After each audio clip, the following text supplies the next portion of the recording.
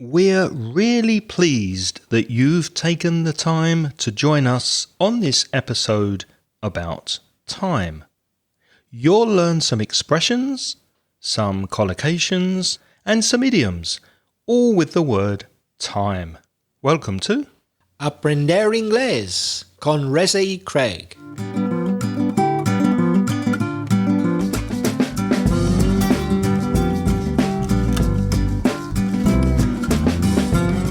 Hello, my name's Craig.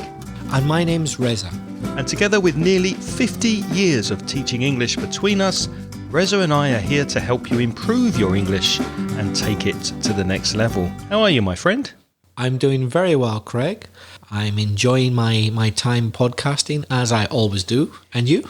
Yeah, me too. I'm looking forward to podcasting this time about time. So let's get to that as soon as possible and begin with a voice message from our friend Franklin from Honduras. Good morning, Reza and Craig. I am Franklin Mejia, and I contact you from Honduras in Central America. I say good morning, for I find you when I run one of these days. I was looking for a podcast that will allow to me learn English and especially improve the topic of conversation. I understand English very well, but I don't dare to speak it. Everyone in my family, my wife, and my 3 children studied in a bilingual school, but I had that privilege. Now they speak in English and I answer in Spanish. Well, I will wish you a happy 2021. Thank you and congratulations for your podcasts and that you can continue to do so as you help us a lot. Postdata, they speak American English and I will speak British English with your help.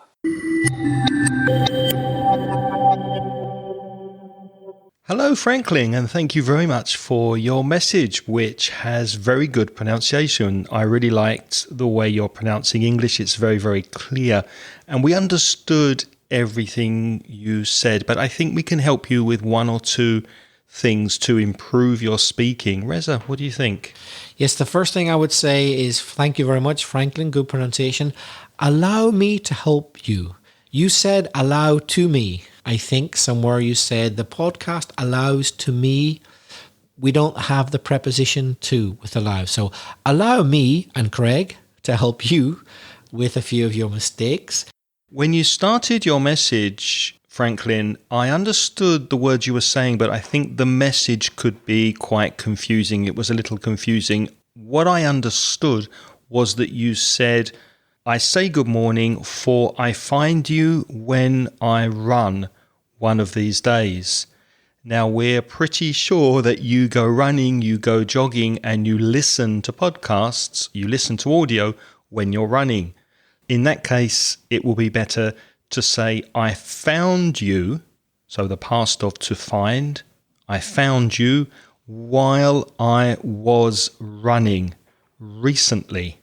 So not one of these days, but recently or lately. And you'd use the past continuous. While I was running is the long action, and you found the podcast is the short action. Both of those actions in the past. So I was running is the long action. I was running, I was listening, and suddenly I found your podcast. So again, I found your podcast while I was running recently. One thing you said, which was very good, you said, I don't dare to speak. That was a good use of dare. No me atrevo a hablar. I don't dare to speak. So dare in Spanish is atrevarse. And you said, I don't dare to speak. That was a good expression. Yeah, it was very good. And another expression you used that I liked was, I didn't have that privilege. Because you said that your family, I think your children went to, was it a private school or an English-speaking school? But you used a double negative. You said two negatives. You said, I didn't not have that privilege. So you repeated not twice. I didn't have that privilege is correct, or I did not have that privilege. At the end of your message, Franklin, you added a little extra bit, and you said the Spanish postdata, but in English, that's not how we say it. It would be a postscript. You say PD in Spanish, but in English, it's the letters P, post, script, S, PS. And it's really good that you're practicing with your family. In fact, Franklin, you're in a very good position, because if your family speak English because they've been learning American English and they go to an English-speaking school, perhaps, you have a fantastic opportunity to speak English with them. So the fluency will come in time. Keep listening to the podcast, keep practicing with your family, and you'll see that in a few months you'll be speaking a lot more fluently. Just focus on accuracy and try to make your English more accurate, your grammar more accurate. And I like the idea that you're running, you're jogging, and you're listening to audio, you're listening to English, listening to this podcast while you're running, because you're making the most of your time. You're multitasking, and time is what we're going to speak about today. If any listener does not have a lot of time, if you don't have plenty of time, we could say plenty of time, mucho. If you don't have plenty of time, then multitask. Make sure you're doing two things at once, listening to the podcast and doing exercise, for example. So it's time to tell you a few expressions related to our main topic. Craig has already talked about having enough time, lots of time, etc. If you have time on your hands, that means you have plenty of free time. You could even say you have all the time in the world. That means you're not in a rush, you're not in a hurry, you have all the time in the world. Reza, do you find that you have more time on your hands now during the pandemic? Because we're recording this in 2021 in January, and the pandemic is quite bad in Spain. Do you have more time on your hands now than you did a year ago, for example? Do you know, that's a really good question. The answer you would think should be yes, but it isn't in my case, and I'm guessing it isn't in your case either. And, well, let me speak for myself anyway. I shouldn't put words into your mouth. You'll have time to give your opinion later. Give me time. I'll give you time. More time at home rather than going to work, for sure. But I used to teach only really face-to-face, very occasionally online. But during the very strict lockdown that we went through, all classes were changed to online. So, okay, you don't have to travel to work, but I don't live very far away from where my classes take place. So it took me at most about 20 minutes, half an hour perhaps to get there. But working online, you need at least about 20 minutes, maybe half an hour to set everything up. So it really didn't save any time in that respect. And because it was all new for me, I needed a lot of extra time to get used to the software and coordinating things and the practicalities of having a class with various students, not just one-to-one, but up to 14 students in a class online. It takes time to get your head around that and to get used to it and to prepare it. And very often you need more time than the class is supposed to last, because everything online takes a little bit longer than on paper. Would you agree? Yeah, I do agree. Although I did have more time on my hands during the holiday period, during Christmas and the New Year, because we usually travel when we're not working, and we have, as teachers, 2 weeks, usually a 2-week holiday at Christmas and the New Year. Obviously, we didn't travel this year because of the pandemic, so I had lots of time on my hands to do things at home, to organize papers and do the mundane, boring things that usually I don't have time to do.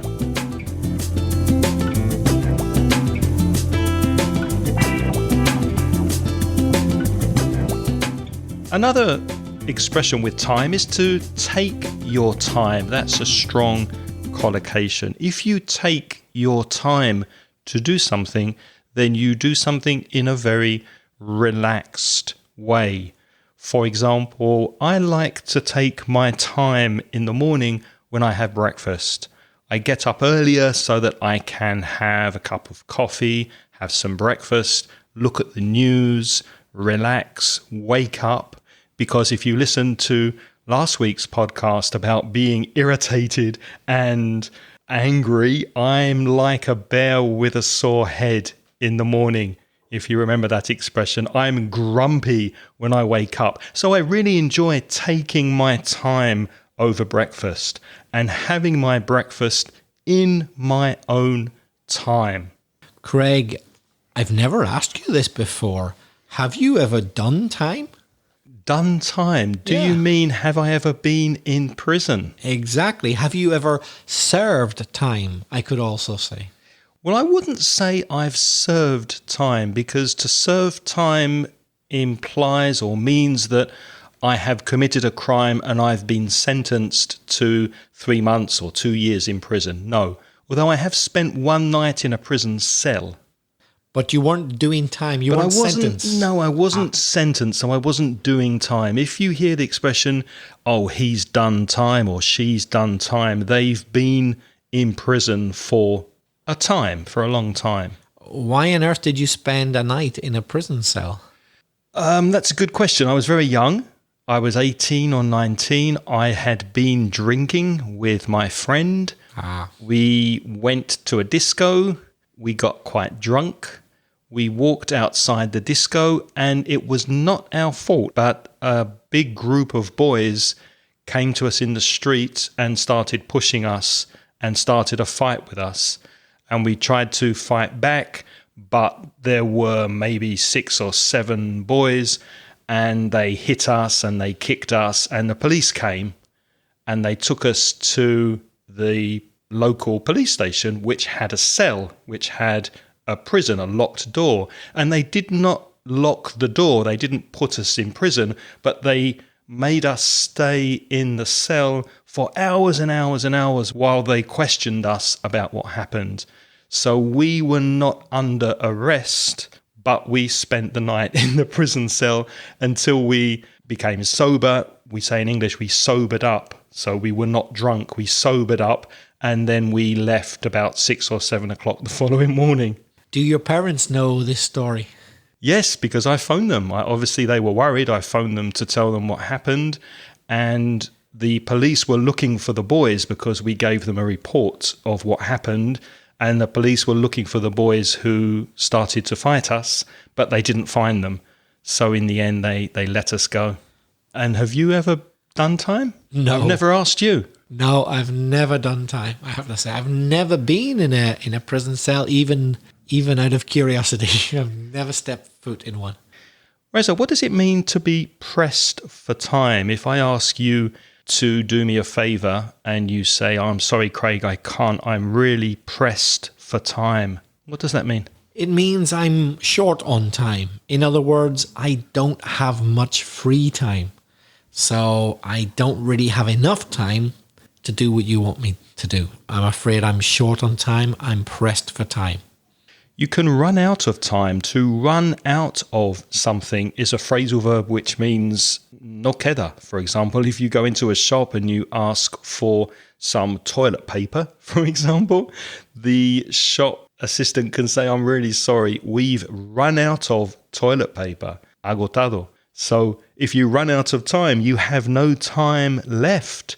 You can run out of time, you can be out of time. And you hear that sometimes when you watch a quiz show on the television, for example, and they will say, oh, I'm sorry, you've run out of time. There's no time left. That's it, finished. And sadly, sometimes you can also see it, or I've seen it as an exam supervisor, watching people doing the B2 first or advanced exam and not judging the time well and running out of time when the supervisor says, that is the end of the exam. Please put down your pencils now. And they go, oh, but I haven't finished. I'm afraid you've run out of time. An informal expression when you run out of time is to say time's up. El tiempo está arriba. Time's up.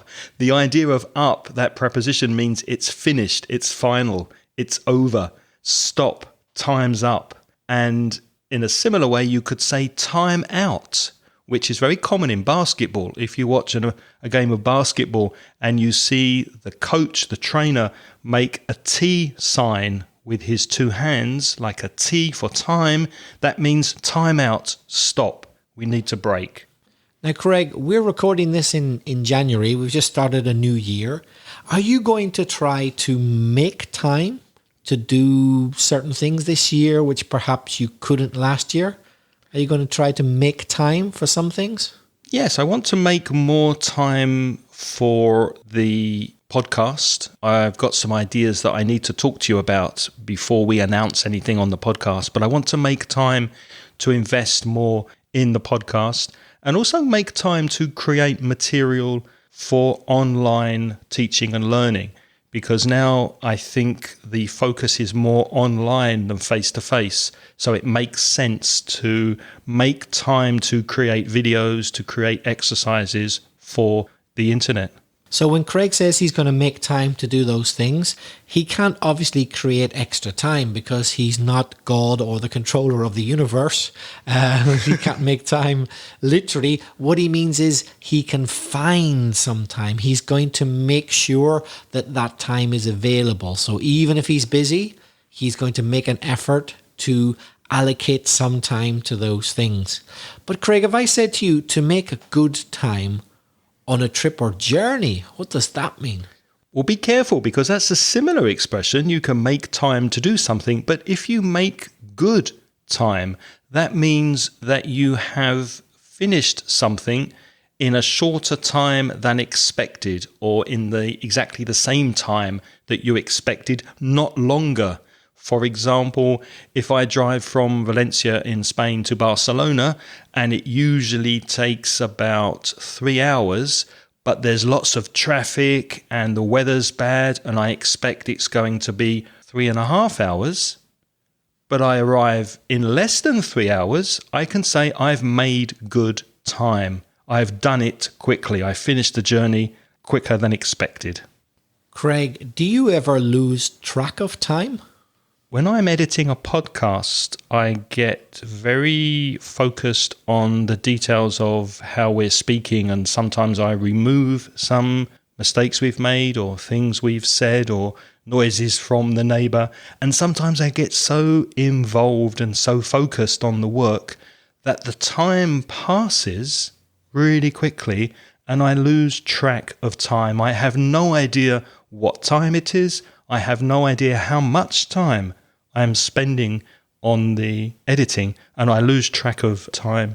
That's one activity that comes to mind. But what about you? Do you have a specific activity or thing that makes you focus so much on it that you lose track of time? Sometimes when I'm listening to music for pleasure, or sometimes when I'm preparing something on internet, like preparing a few notes for the podcast, sometimes I lose track of time when I get really interested, finding out facts that I didn't know before. For example, when we prepare the podcast about countries, okay, I know some things about the country, perhaps before, but I really lose track of time when I start searching the web and finding out interesting facts.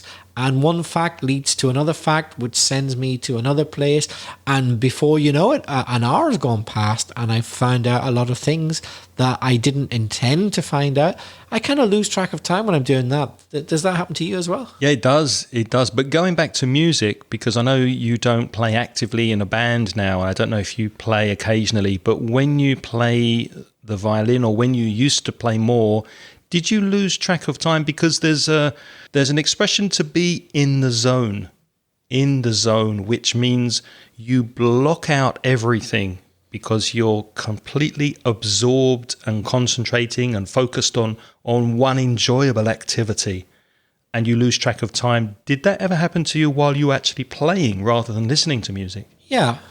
Going back quite a few years, when you're really enjoying playing, suddenly, strangely enough, time, of course, is really important to music. To play at the right time, not to play too early or too late. But that's a different type of time. Of course, that you're talking then about tempo. You have to use the Italian word, which is the universal language of classical music. Tempo means like the organization of time in music. So it's strange that you're really concentrating on tempo time, but at ordinary time goes out the window. You lose all track. It's curious, isn't it? It is, yeah. To pass the time and to kill the time, does that mean the same? For me, more or less, yeah. To kill time or to pass the time is to occupy time that you've got extra, spare time, extra time that perhaps you don't know what to do with. So you do something to kill time or to pass the time. For example, imagine I'm ill and I have to stay off work for a couple of weeks. Normally, I'll be spending quite a few hours working, so I might start doing crosswords or reading a few books to kill the time at home. One thing you can do with time, apart from losing it and passing it and making it, you can also save it, like you save money. You save time by doing a job in a particular way, for example. When I put on a shirt that has buttons, I like to save time by putting it on like a t-shirt and taking it off like a t-shirt. So I don't unbutton the shirt every time and then do up the buttons every time I put it on. I just take it off over my head to save time. It's a time saver. Only a few seconds. What about you? What do you do to save time? You're going to laugh at this one. If I'm in a hurry, if I'm pressed for time, and my girlfriend happens to be in my flat, from the street I will ring the intercom to my own flat where she will answer, and I will quite often, to save time, tell her to put the kettle on. Really? Yeah. So that the water is boiled by the time I get up the stairs. I suppose I only save about 3 minutes, but hey, it's 3 minutes if you're pressed for time. So she can turn on the kettle.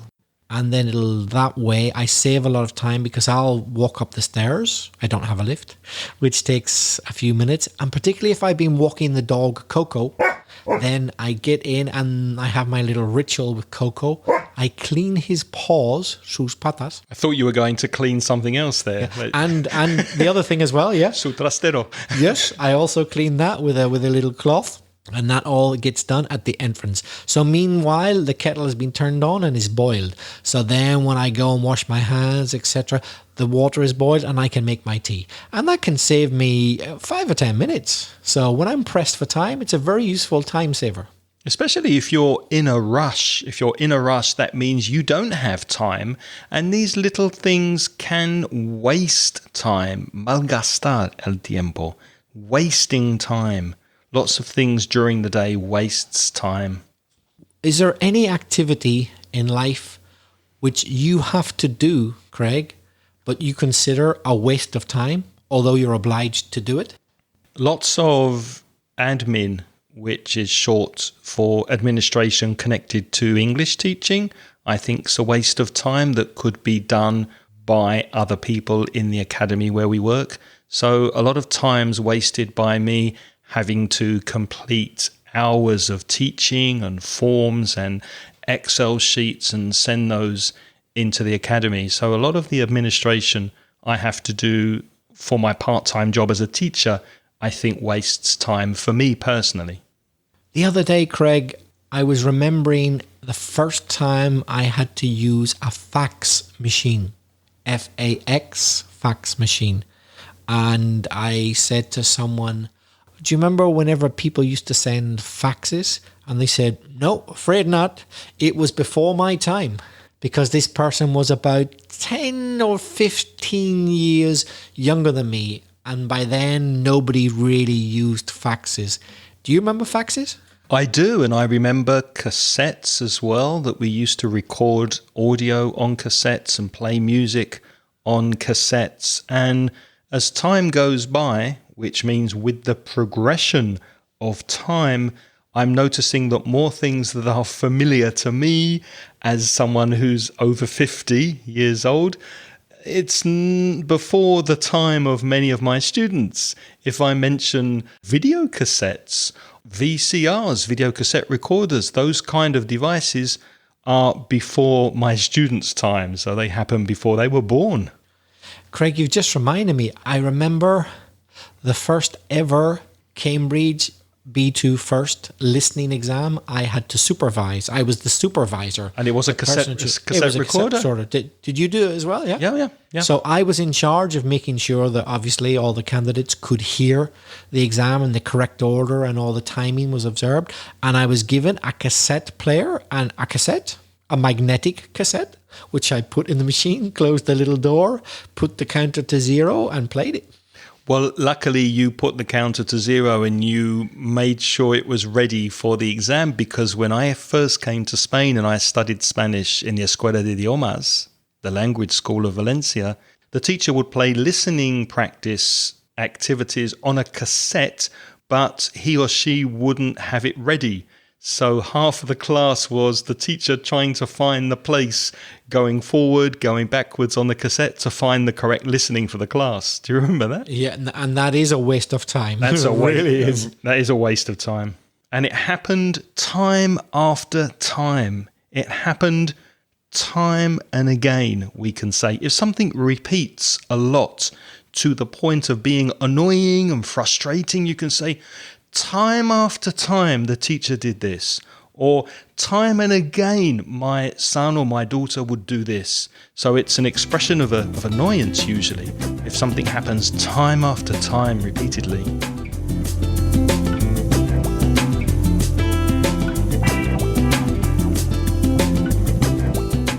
Now, Craig, for the time being, we all have to live with these restrictions to do with the COVID-19 pandemic. It's temporary for the time being.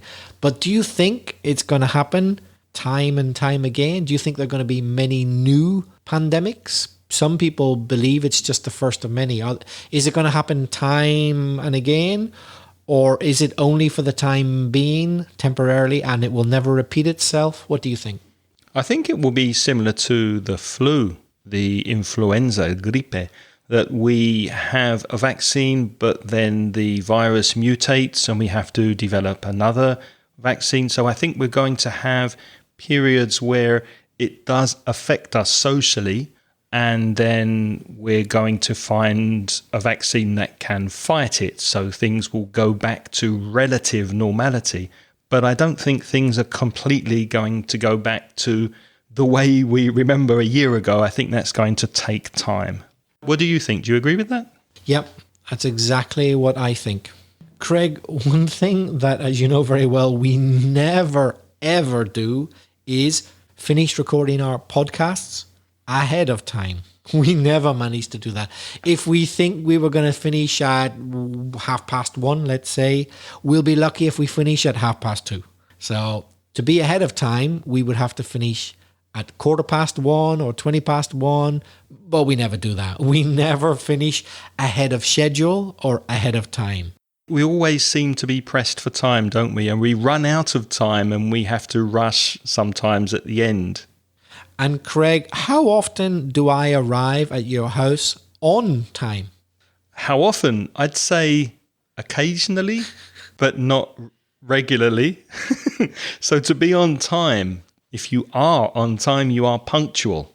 Today, for example, you didn't arrive on time, but that was fine because I was pushed for time, I was pressed for time, so I was running late. But sometimes you arrive on time and sometimes you arrive ahead of time, but not very often. More often than not, a little bit late. Now, a thing which my students often confuse, and I'm not surprised because it's tricky, is on time and in time. So Craig says that sometimes I don't arrive on time. I don't arrive punctually. So on time is punctual. For example, the train arrived on time. In other words, it wasn't late. It was supposed to arrive at 1:15 and it arrived at 1:15. It wasn't late. In time is not exactly the same. It's not quite the same. In time means not too late or early enough. Let me give you an example. We arrived at the party just in time before all the seats were taken. Those who arrived later had to stand. So we arrived just in time. Now, we didn't have to arrive at the party at a specific time. The person having the party just said, come to my house tonight. But we arrived in time before all the seats were taken. So not too late before all the seats were taken. So it's not a question of being punctual. In time simply means not too late. We were able to do it because we weren't late. We were in time. And it very often comes with the word just, doesn't it? Just in time. I arrived just in time to catch the train, or just in time to buy something before the shop closed. Reza, we said before, to pass the time is similar to kill time. And to pass the time is sometimes confused, or could be confused, with spending time. But what's the difference if you pass the time doing something or spend time doing something? It's very often confused by my students, and I'm not surprised because it's a tricky area. In fact, they could be translated as the same word in Spanish. Pasar el tiempo. Pasar tiempo, but not in English. Or pasar other things like pasar las vacaciones, but not in English. It's a common mistake. It's tricky. Okay, let's see. We could say that to spend time or to spend the time, that has a more active meaning. And do you notice I said to spend time or to spend the time? The word the can go with spend, maybe, maybe not. It depends on the context, right? We'll come back to that in a minute. So to spend time or to spend the time, more active in meaning. And it can specify how much time. And if you have a verb after it, it's always an ing form. I'll tell you what, let us give you a few examples. He spends a lot of free time reading novels. I'll repeat that. He spends a lot of free time. So when I say a lot, I'm saying how much time. He spends a lot of free time reading novels. So if you say how much time, it's definitely spend. Here's another one. She spends all morning getting ready for work. So all morning is how much time she spends. They spent hours and hours cleaning the house. How much time did they spend? Hours and hours. Okay, can you think of a few more examples, Craig? I could say that Reza and I spent exactly 43 minutes in the pub. So we drank beer for exactly 43 minutes. That's the time we spent. Or you should spend your time wisely before the university course ends, for example. Spend your time wisely. Wise is sabio, so in a clever way, in an intelligent way. Spend your time wisely when you're studying English.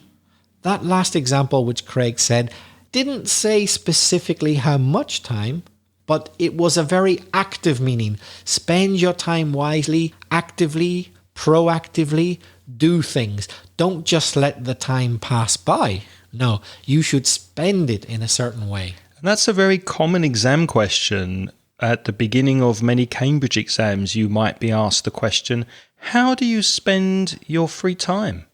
What do you do in your free time that you enjoy? How do you spend your free time? So, Craig, how would you differentiate to pass the time? Well, as we mentioned before, passing the time or killing the time is more passive. It's not a proactive thing you're doing on purpose. It's something you do while you're waiting for something else. Or you could say the thing that you do in dead time, time that you can't use for another thing. And like spend time or spend the time, you also use the ing ending on the verb when you follow this expression with a verb. For example, while waiting for John to get dressed, his wife passed the time watching TV. So you're waiting for somebody to finish something. What do? There's nothing you can do. You need to pass the time doing something, like watching TV or looking at your phone, for example. Can you think of any other examples? Yeah, here's another one. We just passed the time inside the shop until the rain stopped. So imagine it's raining outside. we don't have any special interest in this shop, but we don't want to be outside in the rain. So as Craig said, we're killing time.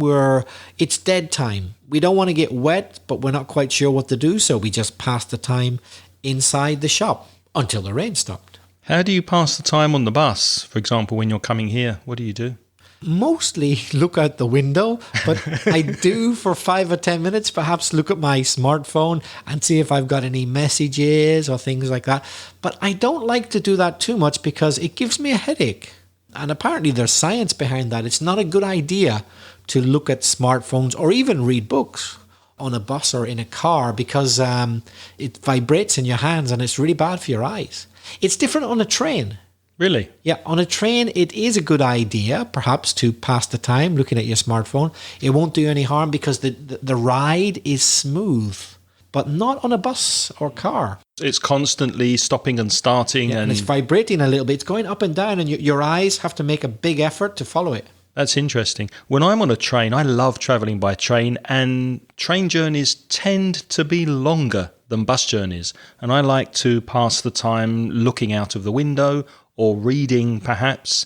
And when I'm travelling by bus, I really enjoy passing the time watching other passengers on their smartphones. I like to see what they're doing on their smartphones. And it's amazing to me that almost everybody in the bus is passing the time doing something on their phone.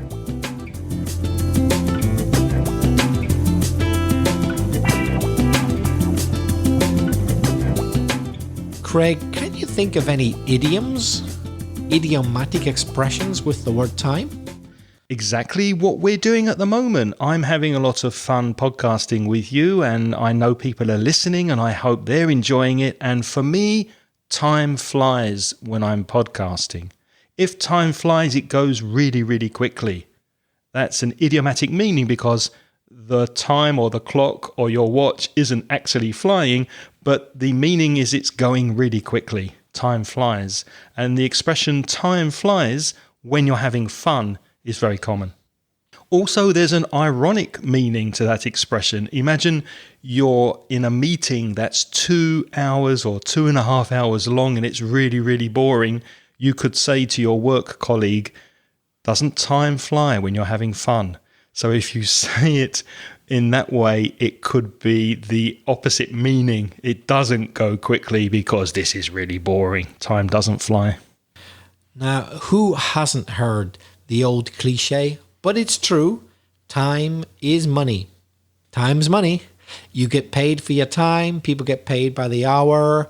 The less time somebody has to spend and the more money they get, the better. It's an old expression, but you'll hear it very often. Time is money. It's high time, or it's about time, means era hora in Spanish. It's high time. For example, it's high time I got serious about my diet.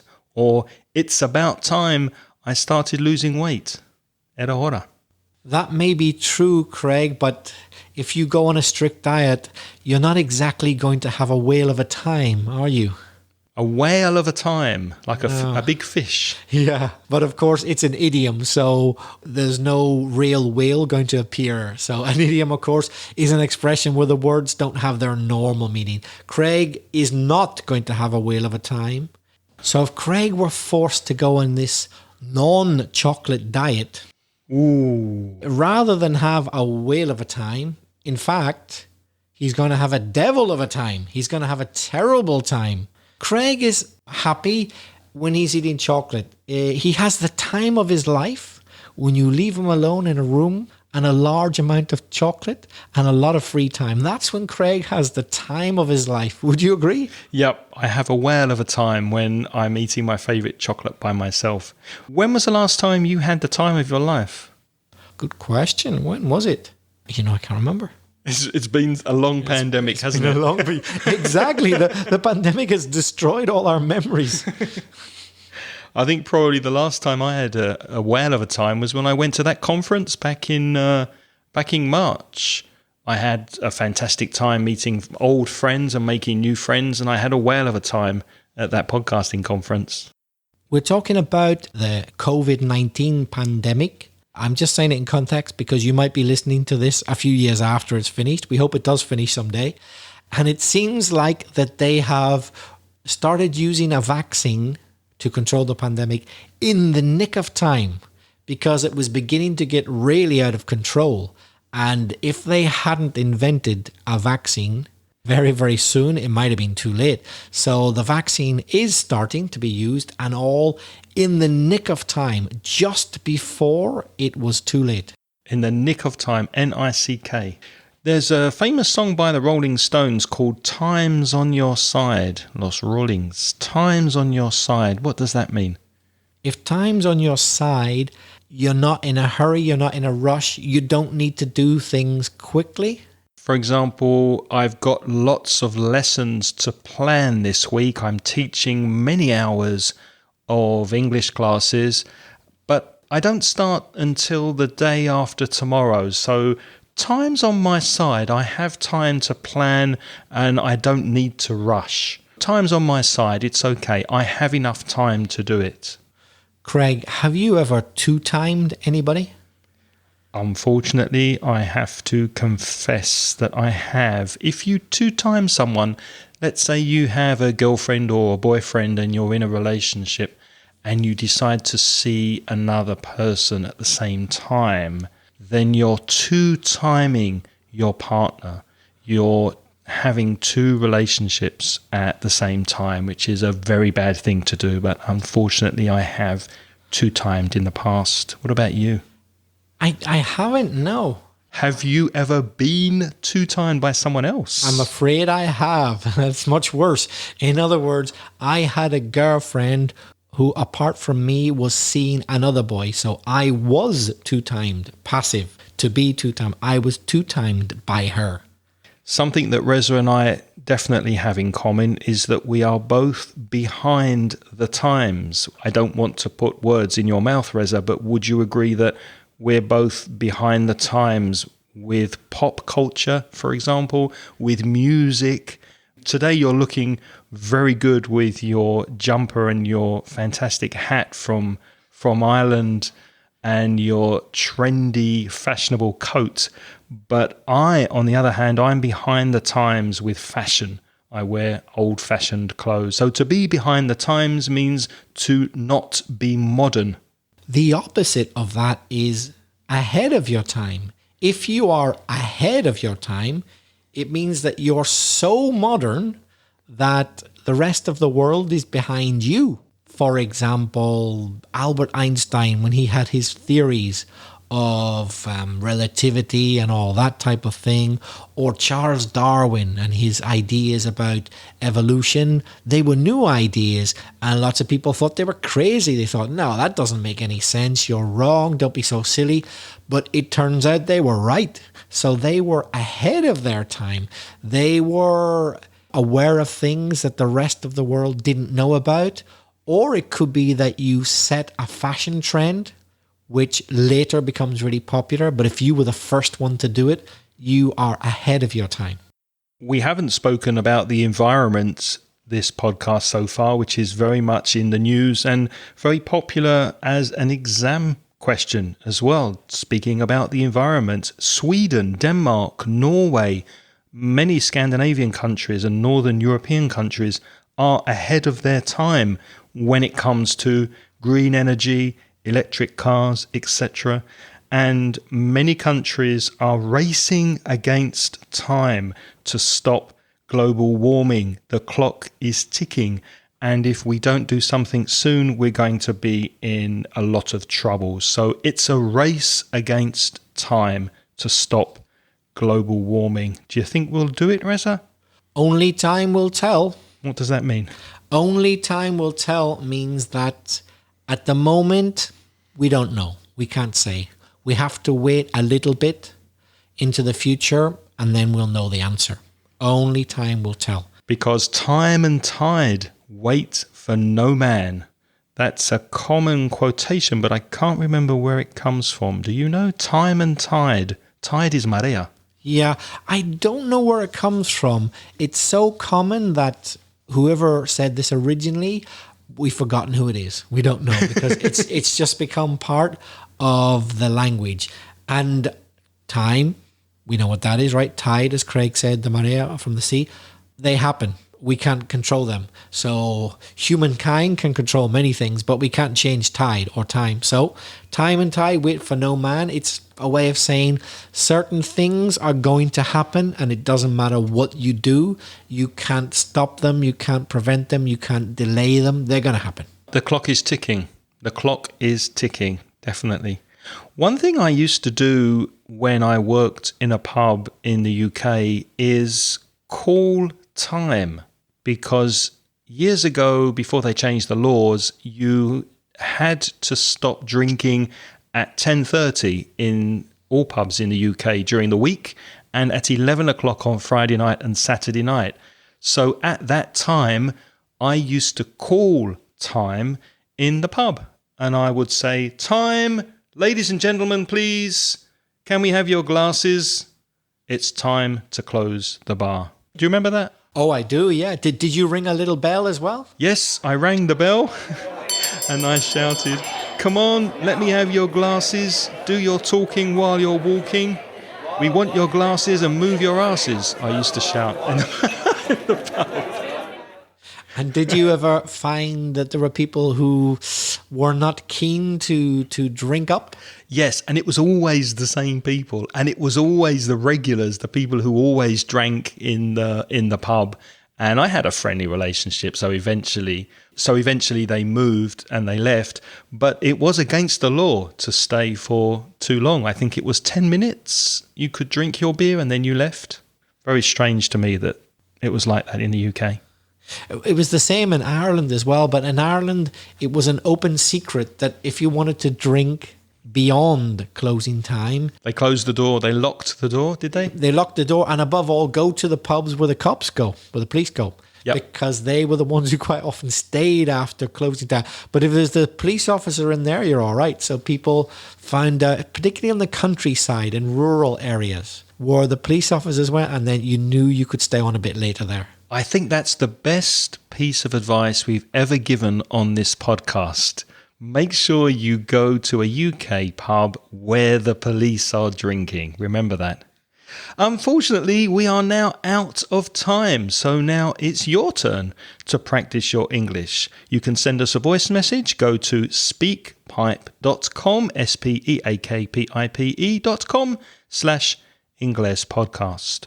Or send us an email with a comment or question.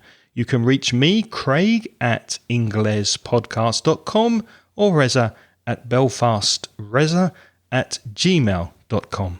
And when you get some time, no rush, in your own time, why not visit our online store? Go to store.mansioningles.net, and there you'll find all sorts of material to help you practice your English.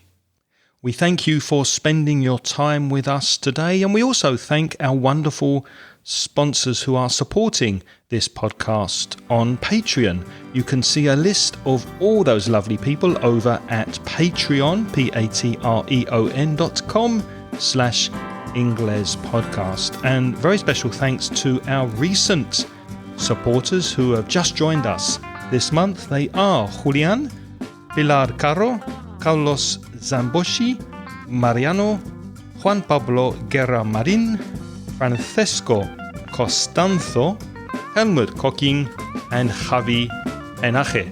Thank you very much for your support. If you'd like to join that list of lovely people, you can join the Patreon program for as little as $1.20 per month. That's including the tax. You get instant access to transcriptions of the podcast. Again, Patreon, patreon.com/English podcast. What's next week, Reza? Next week, we're going tropical. We're going to Venezuela. We hope you take the time to join us for that. Until then, it's goodbye from Reza. Cheerio from Craig. The music in this podcast is by Pitts. The track is called See You Later.